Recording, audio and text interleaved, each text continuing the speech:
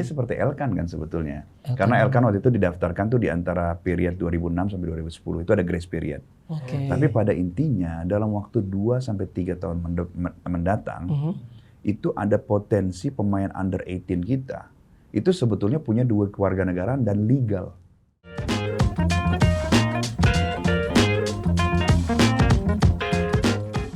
Yo, welcome back to Discord. Diskusi olahraga bareng Rais dan Donzo. Is, apa kabar Is? Baik. Kita posisinya lebih beda nih. Beda. Tukeran. Biasanya kita agak nyebrang ya gitu. Tapi gue sekarang kalau dengan tamu ini gue kayaknya pengen mengajukan diri untuk ke luar negeri. Lu cocoknya apa ya? Lu Zimbabwe ya? By the way, ini disclaimer dulu nih. Ini kan ada minuman di sini. Benar. Ini bulan Ramadan dan kita syutingnya malam. Malam. Oh iya, bilang gue waktu itu soalnya ada bilang di komen tuh. Rais nih katanya udah parah katanya. Zam-zam. Langsung dari mati dulu. Digituin gue parah gara-gara waktu kemarin Mas. Iya, benar. Padahal kita syutingnya waktu itu bulan puasa, belum kan? Puasa ya? Puasa, tapi malam. Emang Rais nggak puasa. Oke, kita udah kedatangan seorang yang notabene punya jasa besar. Betul. Untuk proses naturalisasi. naturalisasi. Beliau juga punya apps Islami. Iya. Ya, namanya pun Islami banget. Oh, iya. Sama kayak gue kan nama asli gue Junika Rahmat Ramadan. Gue punya nama panggung aja Nama kan. panggung. Hamdan, bro. Apa kabar bro? Aduh, senang banget bisa di sini nih. Untung udah buka puasa. Udah buka puasa. Ngomong-ngomong pakai ini nih, batik nih. Kita kayak lagi habis kondangan. Is, lu ngelihat seorang tamu kita kali ini gimana, Is? Iya, ini berbeda banget. Rapi, klimis. Iya. Tapi dengan segala macam background yang dia punya, anak Kalimalang dulu ya. Betul. Anak Kalimalang. Nyasar ke California. Sama-sama kali. Nah, lewat Kalideres lagi. Itu gimana ceritanya? Lo bisa sampai nyasar ke California itu apa? Karena kuliah, belajar tuh? Jadi waktu itu awalnya saya tuh ikut pertukaran pelajar. Oke. Tahun 2002 ikut pertukaran pelajar. Jadi saya tuh kelas 3 SMA-nya di sana. Terus kelamaan deh. Oke. Terusan ya, betah. Lumayan. SMA di sini di mana? Saya SMA-nya di Dwi Warna, Parung Oh, Bogor. tahu. Oke. Iya, pertukaran pelajar di sana berapa lama tuh? Langsung sampai kuliah selesai S1, S2? Betul, terus sampai kerja juga di sana. Oke. Terus Jurusan ngambil jurusan HI. Oh, oke. Pas, benar. Dekat Grand Indonesia tuh. Jadi berkecimpung di dunia diaspora, kan ada waktu itu dibuatlah organisasi diaspora Indonesia, ya kan. Nah di situ alhamdulillah bisa kita silaturahim dengan begitu banyak diaspora Indonesia di luar negeri. Ternyata diaspora Indonesia kita tuh tinggal di lebih dari 90 negara. Wow. Dan berjumlah 9 juta. Jadi ada dari mereka yang jadi profesor, jadi dokter, jadi lawyer, dan juga ada yang jadi atlet. Termasuk atlet sepak bola. Ini dia nih. Nah kan akhirnya kan singkat cerita lah ya. Iya. Diminta bantuan pada saat Ketua Umum PSSI Pak Iwan Betul, Bule, betul, di mana menjadi salah satu orang yang membantu Pak Hasani Abdul Ghani ya, koreksi kalau gue salah. Kita tandeman. Iya, tandem untuk belusukan. Bener ya? Belusukan untuk nyari pemain-pemain keturunan Indonesia yang kemudian memang berminat untuk bermain untuk timnas. Itu ceritanya gimana tuh, Bro? Bisa sampai lu diminta bantuan gitu. Jadi awalnya itu pada saat saya menjadi Direktur Eksekutif Indonesian Diaspora Network United, kita bikin suatu proyek sebut pendataan atlet-atlet Indonesia di luar negeri ataupun keturunan Indonesia di luar negeri. Oh, database. Ini nggak cuma sepak bola berarti ya? Nggak cuma sepak bola, basket dan lain sebagainya. Jadi pada saat itu saya tuh udah punya database-nya di awal-awal itu. Kemudian saya pernah menghadap ke Pak Ketum PSSI sebelumnya, Pak Emir Yawan. Di situ tuh Pak Emir Yawan itu sedang membaca dokumennya Jordi, Sandy, sama Shane gitu. Sebetulnya saya datang ke ruangan beliau itu untuk membahas mengenai Liga Santri, Liga Pemuda Islam, dan lain sebagainya. Tiba-tiba saya lihat kok beliau tuh lagi baca Jordi Amat. Terus saya tanya, oh ini Jordi Amat back yang bagus nih Pak, saya bilang. Oh langsung bilang gitu ya? Defender nih, saya bilang. Oh kamu tahu gitu. Saya bilang tahu karena kita pernah bikin profilnya. Oh bisa presentasi nggak lebih dalam lagi? Karena saya mulai introduce, maksudnya menjelaskan bahwa kita ini udah punya informasi mengenai Jordi Amat. Sandy Walsh, dan Shane Patinama. Terus saya diminta besoknya atau 2 hari setelahnya untuk presentasi gitu. Nah, di situ pendekatan data, pendekatan informasi yang detail itu rupanya disukai oleh Ketum PSSI saat itu. Lalu beliau mengatakan kalau bisa kita data aja semua deh pemain sepak bola Indonesia di luar negeri. Jadi database itu dari yang awalnya cuma 50 sampai 60 orang, sampai akhirnya setelah jabatan beliau selesai itu udah sampai 200 orang. Sebelum melangkah lebih jauh nih, tadi bahasa ball play defender. Defender, berarti lo ngerti bola dong, Roy. Lo backgroundnya main bola juga nggak? Atau lo pasti punya klub kesukaan atau apa? Iya. Jadi dulu saya waktu di SMA saya kan main di tim utama di varsity. Terus saya juga di kuliah juga ikut. Jadi sempat ikut tim amatir sampai semi pro di Amerika. Ya kan, tapi ya kadarullah ACL surgery. Wah, itu udah mimpi atlet lah ya. Udah gitu recovery-nya nggak bagus, sulit compete, tapi kan sekali cinta bola ya selamanya cinta bola kan. Waktu itu sebagai posisi? Saya waktu itu pemain tengah. Pantesan bisa ngatur semua pemain. Tapi by the way, terus jadi iseng-iseng jadi manajer juga. Nah, gue yakin orang-orang yang memang punya database bagus atau analyze, ya biasa bisa menganalisa pemain itu biasanya main football manager. Bener pasti nih masih dari zamannya CM nih, Champions Manager ini. Zaman CM, Champions Manager. Bener kan? Bener ya? Lo main football manager? Waktu itu masih namanya suka salah-salah kan ya? Iya. Karena nggak punya trade right. Iya. Berarti lo mengkurasi ya, artinya mengumpulkan pemain-pemain tersebut. Betul. Terus mereka semua garis keturunannya jelas ya berarti? Iya, jadi kita kan biasanya itu juga melakukan wawancara. Nah, di wawancara itu kadang-kadang kita juga menanyakan, kalian tahu nggak siapa yang keturunan Indonesia juga? Ntar tuh dapat rekomendasi lainnya tuh. Misalnya ada satu klub, VTC tuh banyak banget orang yang keturunan Indonesia gitu. Sekali interview kita bisa dapat 4, bisa dapat 5 gitu kan. Apalagi Belanda ya, Liga Apalagi Belanda. Betul kan. Jadi memang ya saat ini memang yang paling banyak kan di Belanda ya. Tapi tidak menutup kemungkinan sebetulnya begitu banyak juga potensi diaspora Indonesia yang bermain di Australia. Saya menerima ada satu pemain luar biasa, under 16 menurut saya, wow, amazing. Terus juga saya lihat di Brazil, terus di Brazil, di Sao Paulo lagi. Waduh, ya itu kan? Wilayahnya pemain-pemain profesional kontrak juga lagi dia. Jadi amazing. Usianya masih muda juga? Umur 16 tahun gitu. Di Amerika Serikat juga di Liga Mahasiswa Amerika Serikat itu sangat kompetitif ya. Terutama kalau misalnya kita lihat mereka bermain di tim-tim yang besar seperti kayak Universitas Stanford atau apa gitu. Itu sangat kompetitif. Jadi pengen sih sebenarnya tuh mengeksplor lebih banyak lagi tuh diaspora Indonesia yang ada di sana gitu kan.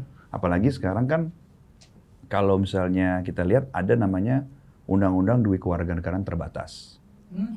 Ya kan? Jadi membolehkan seseorang yang lahir setelah Agustus 2006, jika salah satu dari orang tuanya itu warga negara Indonesia, dia bisa memiliki 2 paspor. Oh iya. Sampai usia 21 tahun. Sampai 21 tahun. Terus dia harus memilih nih. Ya kan? Okay. Ini seperti Elkan kan sebetulnya. Karena Elkan waktu itu didaftarkan tuh di antara period 2006 sampai 2010. Itu ada grace period. Tapi pada intinya dalam waktu 2 sampai 3 tahun mendatang, itu ada potensi pemain under 18 kita itu sebetulnya punya 2 kewarganegaraan dan legal. Gitu. Ini nih baru nih informasi baru nih, pasti pada belum tahu. Sekarang kita lihat Ivarjana itu tahun 2004 kan. Jadi dia nggak eligible nih. Tapi dalam waktu 2 tahun yang lahiran 2007 dan orang tua salah satu dari orang tuanya WNI, itu dia bisa punya 2 paspor. Jadi ketika dia dipanggil oleh coach under 18 gitu kan, untuk trial atau apa, dia nggak perlu naturalisasi karena dia kan WNI gitu. Kalau dia suka, pelatih suka dan juga mainnya bagus, dia bukan tidak mungkin akan memilih Indonesia kan. Jadi kita sebetulnya mendapatkan we can bring the best of both worlds gitu kan. Gitu. Iya. Contoh Elkan ini sebenarnya perlu diluruskan juga, dia bukan naturalisasi. Bukan naturalisasi loh Elkan. Sama seperti Irfan Bahdim. Betul sekali. Sama seperti Irfan Bahdim waktu itu kasusnya banyak yang salah kaprah Irfan Bahdim itu naturalisasi. Padahal dia sudah punya KTP Indonesia. Betul. Cuma memang gedenya di Belanda. Betul. Nah, kalau Elkan ini gedenya di Inggris. Betul. Dan dia masih bisa milih ya gitu ya. Betul sekali. Oh, gitu. Nah, proses nego nih bro. Kan pasti kan lu kan negosiator ya kan, negosiator ke pemain ya kan. Sorry to say ya, kita bicara Indonesia peringkatnya berapa. Lalu negara yang tadi disebutkan, Brazil, Inggris, bahkan sama Australia lah kita. Walaupun secara geografis nggak jauh, tapi kan secara prestasi, ya kan, kita kan selalu hampir Piala Dunia. Tuan rumah aja hampir, Tuan kan? rumah aja hampir. Tuan rumah aja hampir. Kita tuh spesialis hampir sebetulnya gitu. Hampir juara AFF. Gue bukannya julid ya, tapi kan emang ini posisi gue emang harus julid di sini. Tapi fakta. Tapi mengingat itu, apa sih yang lo tawarkan? Misalnya gini, nih orang atau nih pemain sampai tertarik untuk membela, walaupun dia punya garis keturunan, tapi kan dia punya opsi dong. Betul. Kalau gue disuruh milih di Belanda apa di Indonesia, gue kayaknya milih Belanda. Wah, lo gak nasionalisme lo? Bukan, gue pengen naik sepeda nggak macet-macetan. Di sini gue naik sepeda rebutan sama motor masuk trotoar. Nah kalau apa sih, bro, yang lu tawarin atau yang lu ibaratnya bukan iming-iming ya, bahwasanya lu bisa mendapatkan apa di Indonesia as a player gitu. Jadi mungkin kalau dalam case Jordi, Sandy, Shane gitu kan mereka pemain senior ya. Jadi kan mereka juga secara mandiri itu mereka bisa menentukan karirnya masing-masing. Jadi sebenarnya lebih mudah kalau untuk senior. Karena kan dia sudah pria mandiri lah. Dia nggak perlu konsultasi terlalu banyak lah istilahnya kan. Jadi itu yang menurut saya yang lebih mudah. Yang paling penting itu kita selalu approach mereka itu apa adanya. Ini loh yang kita inginkan, bahwa kamu itu adalah pemain yang dibidik oleh Coach Sintayong. Artinya apa? Kamu itu akan main di timnas yang didukung oleh 270 juta jiwa. Ya kan? Itu satu. Kedua adalah yang tidak kalah penting juga, kita tuh approach mereka, kita sudah mengetahui siapa mereka. Dan mereka sangat mengapresiasi ketika kita tahu detail mengenai Jordi Amat, Sandy Walsh. Kita tahu Sandy Walsh itu marauding wingback gitu kan. Shane Patinama juga demikian. Kita sudah tahu, kita sudah ada profilnya mereka gitu. Jadi saya always try to come up to them prepare gitu ya, kita sudah tahu. Terus juga satu lagi yang saya tawarkan, netizen Indonesia itu adalah salah satu netizen yang paling sayang terhadap timnas, ya kan? Itu mungkin tidak akan didapati di negara-negara lain. Gitu. Itu salah satu. Dan juga timnas kita is on the rise. Kita kan nggak berminat untuk menjadi ranking 150 selamanya kan. Kita kan mau menjadi negara yang tembus misalnya ranking 100 FIFA. Terus juga satu lagi, kita juga mulai berkompetisi di level yang lebih tinggi.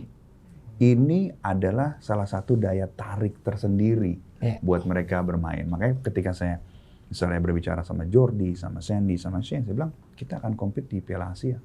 Ya kan? Would you be willing to be part of winning team with us? Gitu kan? Gitu kan? Sales nih. Iya kan? Iya kan? Dengan saya pikir tim kita kompetitif, but with your help kita bisa even more kompetitif, ya kan?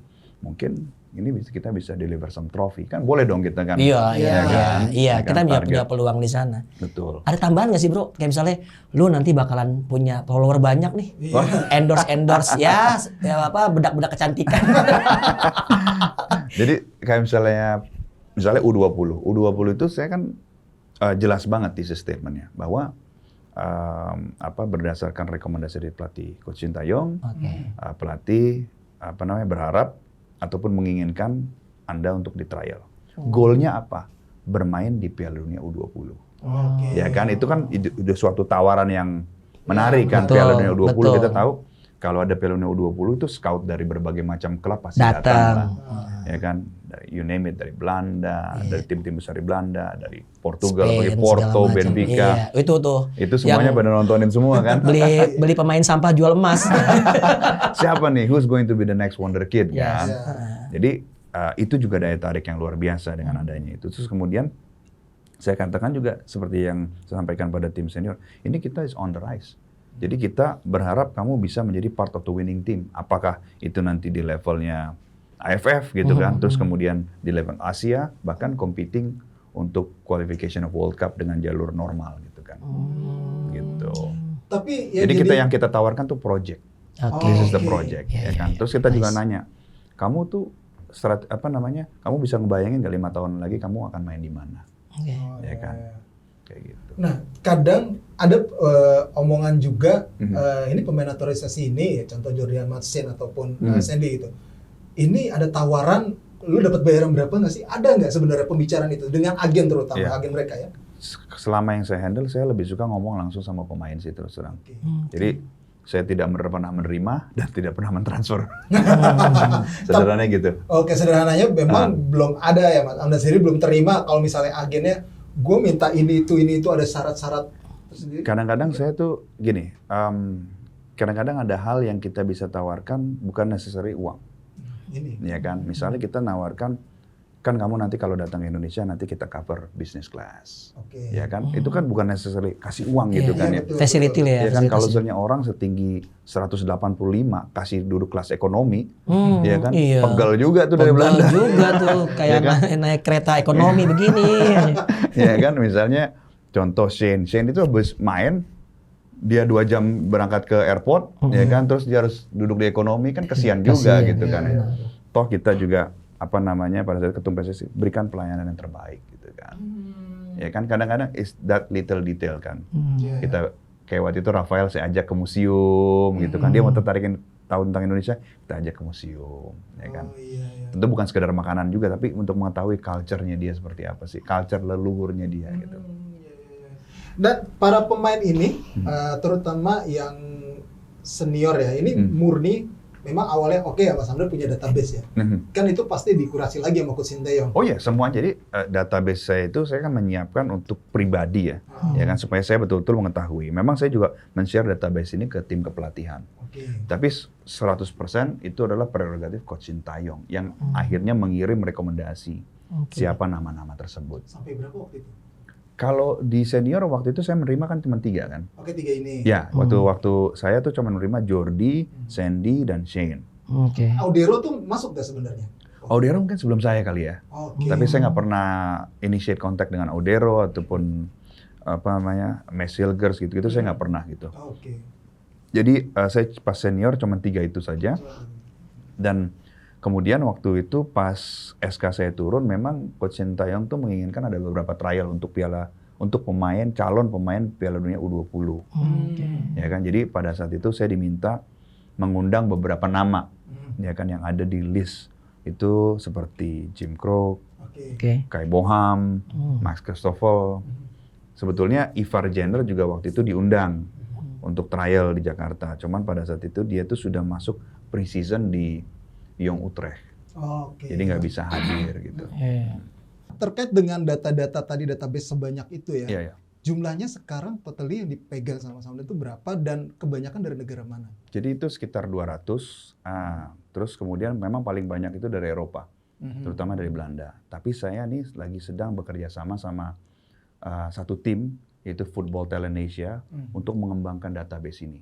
Jadi saya betul-betul ingin sekali dalam waktu dekat membuat riset untuk pemain-pemain yang ada di Amerika Latin, kemudian di Amerika secara umum, dan juga di negara-negara yang belum tersentuh seperti Australia, terus kemudian mungkin Afrika kalau ada, dan yang tidak kalah penting Middle East. Karena Middle East itu rata-rata mereka kan hanya kewarganegaraan tunggal dan sulit sekali mendapatkan kewarganegaraan negeri di Timur Tengah.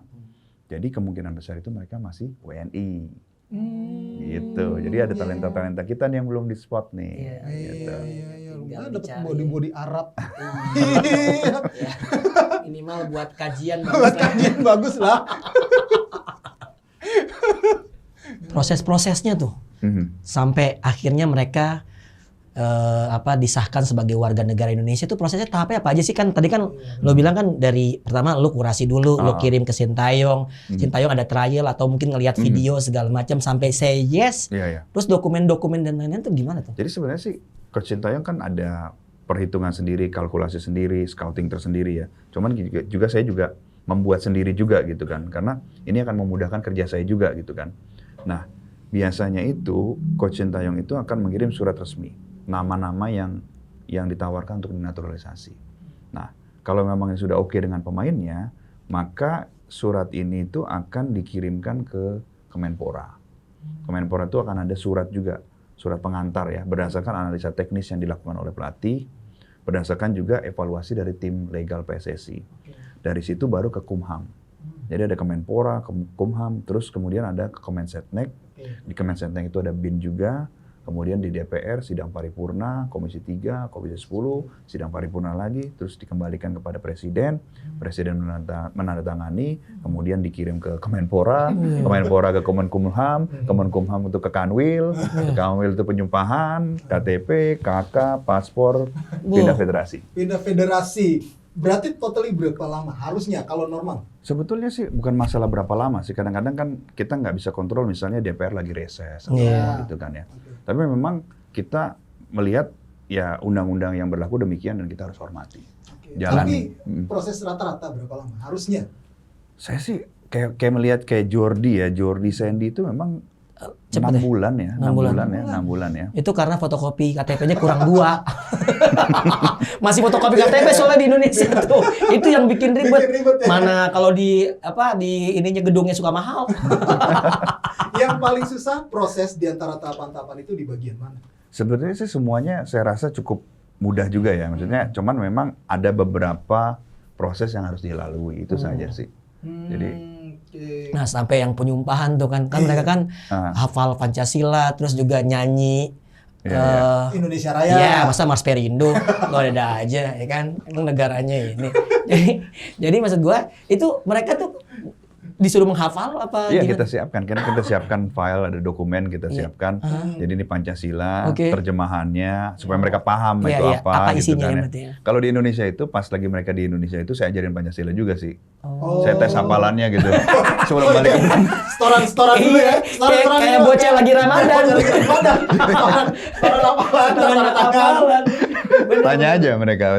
Itu juga apa namanya The National Anthem Indonesia Raya juga. Mereka excited ya. Kita pastikan mereka hafal juga kan. Soalnya kenapa? Setelah mereka kembali kan terus mereka bisa lupa tuh. Terus mereka kan ada sidang DPR kan. Kita memastikan kalau pas sidang DPR begitu salah satu anggota dewan yang terhormat bertanyakan, kita bisa menjawab, dia bisa menjawab dengan baik gitu kan. Iya, benar. Gak lucu juga tanyaan Pancasila nggak bisa jawab. Waduh, iya, PR juga. Ya kan? Pak Ketua, kami menolak lagi. Iya. Wah, berarti ini juga ya mereka ya harus kan tahu. Kalau semua. Zoom kan bisa ada contekan, John. Iya. Oh iya. Ada prompter ya? Iya. Ada prompter. Bisa ada contekan. Oke. Memang kegagalan kita sebagai tuan rumah Piala U20, apakah itu akan jadi berpengaruh dengan 3 pemain ini yaitu Justin Hubner, Rafael Stuyck dan juga Ivar Jerner. Kalau itu lo punya kontak nggak sama mereka atau maksudnya apakah lo juga komunikasi sama mereka?